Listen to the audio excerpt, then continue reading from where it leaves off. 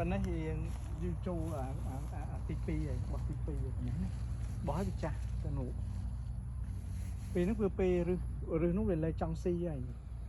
ហើយវាចាស់ដល់ពេលស្លឹកខ្ចីទេឬវានៅដែរនៅស៊ីបានឬវានៅប៉ុណ្ណេះហើយវាស្បៃវាណាបោះឯងថ្នោតបាទហើយពេលហ្នឹងពេលត្រូវការជីទៅដល់ឬវាបាទស្លឹកវាចាស់ចុះឬវាអត់វាចង់កម្ៅមែនទេណាតែដីនេះត្រូវទៅរៀន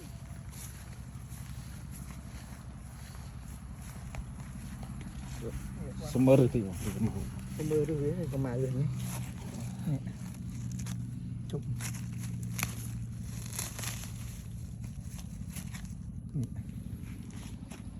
ឬវានៅស៊ីបានខ្លះដោយសារនេះ